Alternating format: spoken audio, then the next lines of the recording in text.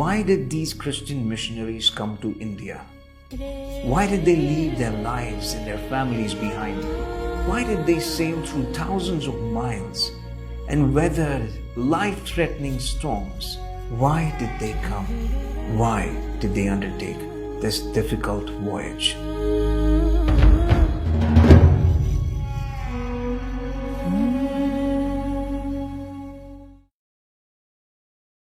This day, 45 Indian institutes are ranked in the QS Global Ranking for higher studies, placing India as the 7th most represented country in the entire world. Today, we take pride in our prestigious educational institutions. But do we know who pioneered formal education in India? See, without a script, how will you read? How will you write? Have you ever thought of that? We were only oral communication. 1,652 languages we have. And we have modern script even today, only 200 languages. So from my research, I found out that it was all Bible translators who created modern script for all these languages. These Bible missionaries gave us 85 dictionaries, 116 grammar books, 45 newspapers. Missionaries became one of the earliest people who impacted our intellectual life through founding of newspapers, journals, periodicals, as well as introducing new forms of literature. So when missionaries began working, let's say here in Punjab, when they started bringing the gospel to people, they worked to develop the language of the people, which was Punjabi. Interestingly, in this region, because it was under the Muslim rule for a very long time, Persian was the language of the literate class, of the educated class. Punjabi was the language of the people, language of the masses, but it wasn't yet developed to the extent that it could be used in courts, it could be used in administration. And this is where missionaries played an important role. They became alternate patrons of the language. They were the ones who started printing in Punjabi language. In fact, the Punjabi Bible was the first printed work in Punjabi prose. They were printing, of course, in Urdu and Persian as well. But the fact that they were printing in Punjabi meant that they were trying to reach out to those sections of the society which were not considered educated. So the real social change, the grassroots change, is what the missionaries were able to accomplish. So much so that now the contemporary Punjabi scholars, they do acknowledge the pioneering work that missionaries have done to bring respectability to Punjabi language, Punjabi literature, and to Punjabi culture. The languages which were spoken by the people but neglected by the administration found their alternate patrons in the missionaries. But there's a reason for that. They said, why mother tongue should be developed? Bible should be read in the mother tongues because it's a heart language. For example, I'm in Bombay, Marathi. There's no modern script in that. No dictionary, no grammar book, no prose, modern. Some old archaic was there. So the first grammar book in Marathi was given by William Carey in 1805. The first dictionary was given by William Carey in 1810. William Carey, the missionary who came from England in 1793, he was the first professor of Marathi, of Bengali and Sanskrit at Fort Division College, which was established in 1800.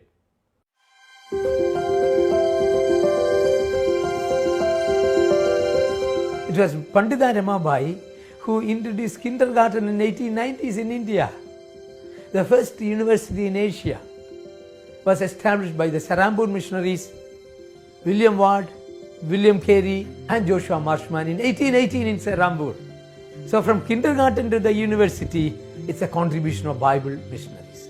After all the blossoming of many private colleges, still today 50% of the most sought after colleges in India particularly higher education colleges, are Christian colleges. Jyotirao Phule started a school for the untouchable girls. Nobody in the history of India has ever done anything like that, teaching untouchables and that to girls. But where did Mahatma Jyotirao Phule get this idea from? He got it from an American missionary, Miss Cynthia Farrar. Cynthia Farrar had already been teaching the untouchable girls in Ahmednagar. And looking at her, Jyotirao Phule said that if a foreigner can come to my country and serve the wretched in my country, why shouldn't I be doing that? When Jyotirao Phule started doing what Cynthia Farrar was doing, people said that you have become Christian.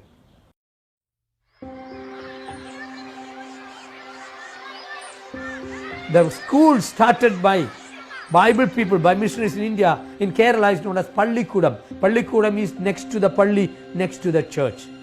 APJ Abdul Kalam, he said there in the Pallikudams of Kerala, in those schools of Kerala, run by Christian missionaries, Bible people, there is unity of mind. There is no difference between Nair or Brahmin or Hindu or Muslim. There is no caste difference, no religious difference. There is unity of mind. The period between 1800 and 1914 represents an era of great missionary expansion. The intensity of evangelization was such that the period was called as the Great Century of Missions. And the story of these healing hands is one that must be heard.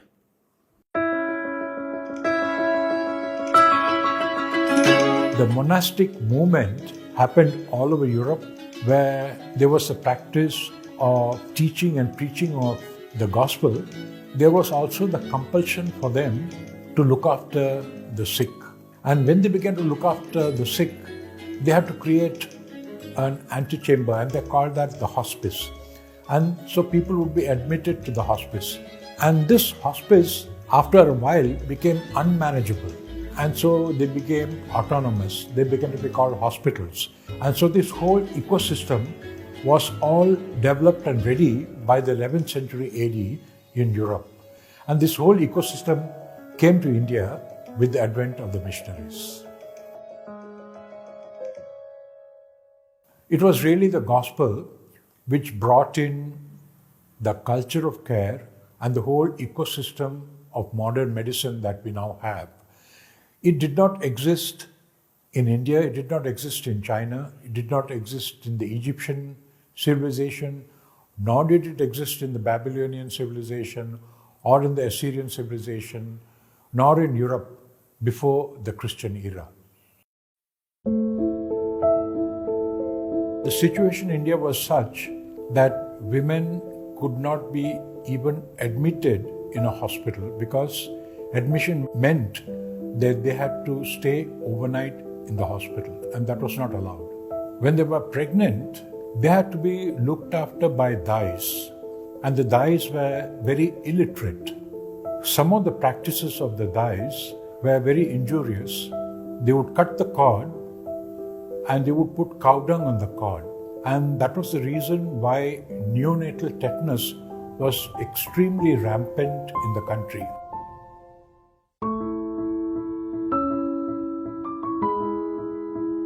So what she decided was that she will do an incentive system for the dais or the midwives, call them to her hospital here, the base hospital. We were called by the time Dai Hata. And she would give incentives, the Anna Paisa with a hole inside. So she would give them some money and they would come and attend her educative classes. And when they went back to their villages, she would give them a sterilization kit. That means when they take deliveries, they could use disinfectant solution. They would give her a sterile blade so that the umbilical cord of the baby can be cut with a sterile blade and not unsterile blade. So that itself brought down a lot of deaths in the babies.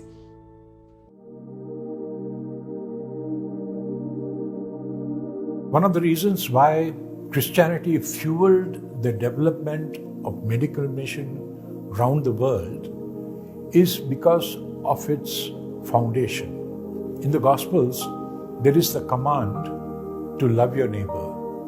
to look after the sick, Jesus spent more time healing people of the illnesses. And so the theory and the practice that was founded by Christ fueled the development of medical mission. During the epidemics, there was a superstition among the Indians that the epidemics happened when the gods were angry. And so they did not try to heal people with smallpox. They would rather leave them alone and run away. These sufferers from smallpox, from measles, and from plague were just left to themselves to die. And in this environment came the Christian missionaries, and they began to do whatever they knew at that time they could do. They did not have the antibiotics that we have today. They tried to segregate them in camps and feed them and look after them. And a lot of the Christian missionaries actually lost their lives in the epidemic. There are examples of Christian missionaries who became lepromatous and who died looking after leprosy patients. The other thing that the missionaries saw was people who were unhealthy, who were with cholera, with many infectious diseases, typhoid, malaria. And so many of them went back and trained in medicine or nursing and came back to India. So at independence, there were over 1,000 mission hospitals. 25% of all the health was taken care of by mission hospitals. There are only 2% of Christians in India, but 12% of doctors are Christian. There are only 2% of Christians in India, but today 70% of nurses are Christian. It was that William Carey saw the burning of a leprosy patient just outside Calcutta city.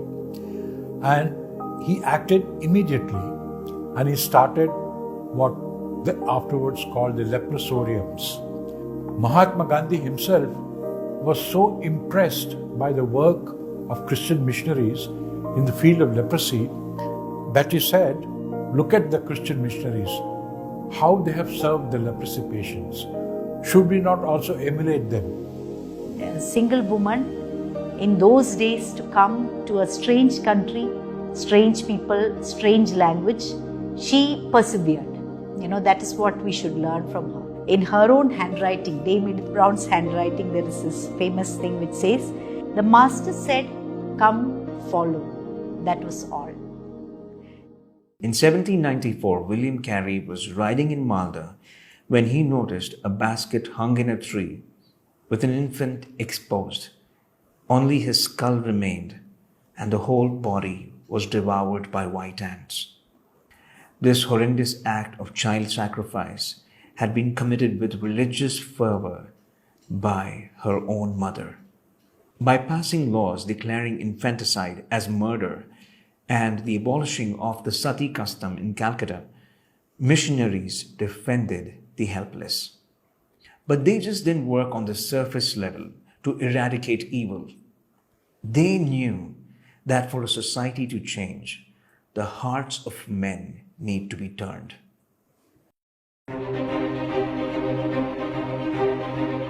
See, we didn't have textbooks at all. We had only palm leaves. Then 1800s, the greatest revolution in printing took place with the establishment of the Sarambur Mission Press by the Sarambur missionaries. All over India, printing missionaries started revolutionize the whole reading culture of India. Before the missionaries came, women were suppressed. They were not given education. Even the high caste women were not educated. Let alone the low caste women were anyway, the men and women were uneducated. So when the education came in, particularly, as I was saying, that the London School of Economics did a mega study and found there's a direct correlation between Protestant missionary education of women and democracy. Now, what does democracy produce? On the one hand, democracy produces a lot of freedom. So today, women can do many things that they could never do before. Number two, democratization. Anybody could read. upper caste or lower caste to read, and there was the opening of their mind. So Bible missionaries did not colonize their mind, they liberated the mind. So when our founder Dame Edith Brown came and started a women's education medical college, that created a ripple effect to, send their daughters, sisters, wives for work and for education. So that is one big change which happened. When you talk about YMCA's contribution to India, it's amazing. They started getting into sports to the young people. They started something known as the playground culture of this country. A Shudra, a Brahmin, Kshatriya, Vaishya, they were never allowed to mix together. But YMCA opened all over India playgrounds, and all these boys and girls could come and study. The first Olympic team in 1922 was trained by Bombay YMCA. They started the first sports institute in Saidapet in Tamil Nadu. Before anybody thought of the freedom of India, the first mock parliament was conducted by Bombay YMCA. First banking system was given by William Carey, Saramut Mission. First science laboratory was established by William Carey. The first astronomical institute was established by William Carey. The first horticulture institute was established by William Carey in 1822. Just like the William Carey and others came and developed our major languages of India, today minority languages in the Adivasi areas are developed by Bible missionaries. Is it not exciting? So Christians continue to develop this nation. We in India have been praying. Asatoma Sadgamaya, Tamasoma Jodurgamaya, Pratyome Amrudangamaya. Lead me from untruth to truth, from darkness to light, from death to life. Where is the answer? You want truth? Come. You want life? Come. You want light? Come. That's all we are saying. We may not identify ourselves as a Christian country or a Christian society, but the fact is that some of our underlying beliefs are still very, very theologically biblical and Christian. That's something I think we need to learn and we need to discuss. Once when a riot broke out, she was warned by the local community that please leave the place, we are planning to kill you. She said, no, I have my children studying here, the students. So what she did, quick thinking, she took all the students and went to the railway station, Ludhiana railway station, which is just 1.5 kilometers from here. And she asked the railway police to give her protection. And in the parked train wagons, she conducted classes. She just didn't stop the classes. She went on with it till the riots were settled. I think for almost a week or two, they had continuous classes in the trains. So our now principal says that, the present principal says, we must be the only medical college in the whole world who conducted classes in a train. The missionaries who were from the lower classes, they could identify with the lower classes here. See, if any empire has to sustain itself, it has to make peace with the elites. What happens to the downtrodden? What happens to the marginalized people? It was the missionaries who worked for them. To work for the poorest of the poor, the wretched of the earth, the outcast and the rejected means that you are a Christian. That's what the Christian missionaries have done for this country. Now, when you communicate the gospel, the heart of God is compassionate. So when you see people who are not educated, you bring education. People who are socially deprived, people who are unhealthy, you bring health to them. So the holistic gospel is primarily to reach people with the love of Christ. Real Christianity is about servanthood. It's about being servants of a nation. We broke the chains of enslavement in this country. That's what we did. And I hope that we continue to bring that social revolution that started with people like Cynthia Farrar, that started with people like William Carey, that started with people like John Newton here in Punjab. Because Jesus Christ said, go and love everybody. They came to love, to serve, to give. make this nation a great nation, that India will be filled with the knowledge of the glory of Christ as waters cover the sea. Christianity has a beautiful legacy in India. We have been here for 1,000 generations. This voyage of missionaries coming from the West has now been transformed into an internal reflection for Indian Christians to go to the poor and needy. We must continue to serve, teach, love, and preach the gospel truth to our fellow countrymen.